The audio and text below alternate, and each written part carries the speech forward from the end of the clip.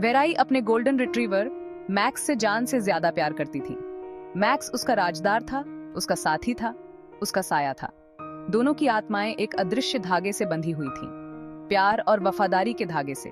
Max अपनी मासूम भूरी आंखों और हमेशा हिलती हुई पूंछ के साथ वेराई की जिंदगी में खुशियां भर देता था। वे अपना पूरा दिन पास के जंगल में घूमते हुए, पिकनिक पर सैंडविच शेयर करते हुए और अंगीठी के पास अच्छी किताबें पढ़ते हुए बिताते थे। उनका रिश्ता बहुत ही खास था, अटूट था। एक शाम उनकी छोटी सी झोपड़ी के बाहर तेज हवा चल रही थी, जैसे कोई तूफान आने वाला हो। आसमान का रंग गहरा भूरा हो गया, जैसे वेराई के दिल में छाई बेचैनी को दर्शा रहा हो। मैक्स, जो आमतौर पर बहुत शरारती हुआ करता था, खिड़की के पास बैठा हुआ था, धीरे धीरे रो रहा था। उसकी पूंछ उसके पैरों के बीच दबी हुई थी। वह वेराई की तरफ देखता, फिर दरवाजे की तरफ, और उसकी सिसकियां तेज होती गईं। और फिर जोरदार तूफान आ गया। खिड़कियों पर तेज बारिश पड़ रही थी। हवा चीख रही थी मानो कोई चुड़ैल हो। मैक्स इधर उधर घूमने लगा। उसकी सिसकियां भौंकने में बदल गईं। उसकी चमकदार आंखें चिंता से भरी हुई थीं। वह दरवाजे पर खरोंच रहा था। हर पल उसकी बेचैनी बढ़ती जा रही थी। वेराई ने उसे शांत करने की कोशिश की, लेकिन मैक्स बहुत ज्यादा बेचैन था। उसने अपनी गीली नाक से वेराई का हाथ छुआ, फिर दरवाजे की ओर भागा और पीछे मुड़कर वेराई की तरफ ऐसे देखा जैसे उसे भी आने के लिए कह रहा हो। उसकी आंखों में जरूरत साफ दिखाई दे रही थी। कुछ तो गड़बड़ थी। अपने मन की और अपने वफादार साथी की सुनते हुए वेराई ने तूफान में मैक्स के पीछे जाने का फैसला किया। उसने अपना रेनकोट और टॉर्च उठाई। उसके दिल में डर और उत्सुकता का अजीब सा मिश्रण था। जैसे ही उसने दरवाजा खोला, मैक्स बारिश में भाग गया, उस जंगल की तरफ जो उनकी झोपड़ी के पास था। वेराई उसके पीछे पीछे भागी। तेज हवा उसके चेहरे पर लग रही थी। बारिश से उसे दिखाई नहीं दे रहा था। मैक्स उसे जंगल में बहुत अंदर तक ले गया। बिजली की रोशनी में रास्ता मुश्किल से दिखाई दे रहा था। आखिरकार वे एक खुले मैदान में पहुंचे। बीच में एक टूटा फूटा घर था, जिसकी परछाई तेज तूफान में एक काले साये की तरह दिखाई दे रही थी। खिड़कियां बंद थीं, रंग उखड़ा हुआ था, बगीचा जंगली पौधों से भरा हुआ था। वहां वीरानी छाई हुई थी, भूली बिसरी यादों जैसी, जिससे वेराई की रीढ़ की हड्डी में सिहरन दौड़ गई। मैदान के किनारे पर आकर मैक्स रुक गया। एक बार भौंका, फिर वेराई की तरफ देखा। उसकी पूंछ धीरे धीरे हिल रही थी। वह हिचकिचा रहा था, फिर भी दृढ़ था। वेराई का दिल तेजी से धड़क रहा था। उसने एक गहरी सांस ली और आगे बढ़ी। जैसे ही वह घर के पास पहुंची, ठंडी हवा का एक झोंका उससे टकराया, जैसे कोई अदृश्य हाथ उसे पीछे धकेल रहा हो।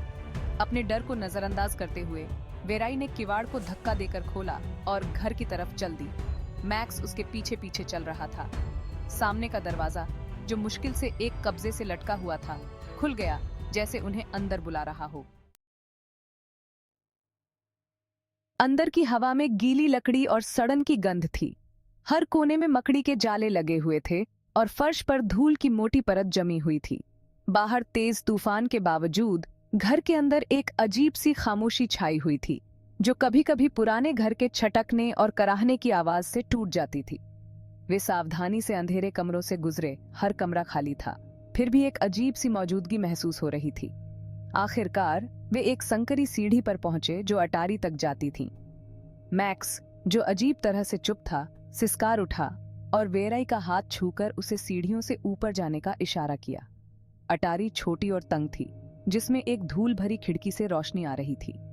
कमरे के बीच में खिड़की के नीचे एक पुरानी लकड़ी की छाती रखी हुई थी, जिसकी सतह पर नक्काशी की हुई थी। कांपते हाथों से वेराई ने छाती खोली। अंदर पीले फीते और कीड़ों द्वारा खाए हुए मखमल के बीच एक प्राचीन किताब रखी हुई थी, चमड़े से बनी हुई, जिसके पन्ने फीकी स्याही और अजीबोगरीब चित्रों से भरे हुए थे। ऐसा लग रहा था जैसे उसमें कोई अदृश्य शक्ति हो। जैसे ही वेराई ने किताब खोली, ठंडी हवा का एक झोंका पूरी अटारी में फैल गया, जिससे धूल उड़ने लगी और उसकी रीढ़ की हड्डी में सिहरन दौड़ गई। पन्नों से एक धुंधली अलौकिक रोशनी निकल रही थी, जिसमें एक नाम चमक रहा था, जो उसे समझ में नहीं आया, लेकिन किसी तरह पहचान गई। मलय। जैसे जैसे वह पढ़ती गई, मलय की कहानी सामने आती गई। प्यार, धोखे और अन्याय से उस घर में कैद एक आत्मा की कहानी। मलय, एक जवान कलाकार, सदियों पहले इसी घर में रहता था। उसे एक खूबसूरत लेकिन धोखेबाज औरत से प्यार हो गया था, जिसने लालच में आकर इन्हीं दीवारों के बीच उसे धोखा देकर मार डाला था। उसकी आत्मा शांति न पा सकी, वह फंस गई, सदियों तक अपने दुखद भाग्य को दोहराने के लिए मजबूर हो गई। जैसे ही कहानी खत्म हुई, कमरा बर्फ की तरह ठंडा हो गया। उनके सामने एक आकृति दिखाई देने लगी, चमकदार और पारदर्शी, फिर भी स्पष्ट रूप से मौजूद यह मलय था। उसकी दुखी आंखें सदियों के दर्द और तड़प को दर्शा रही थीं। वह उनकी तरफ हाथ बढ़ाता है, उसका स्पर्श बर्फ की तरह ठंडा वेराई समझ गई। उसे उनसे कोई नुकसान नहीं पहुंचाना था, वह बस मुक्ति चाहता था, शांति चाहता था।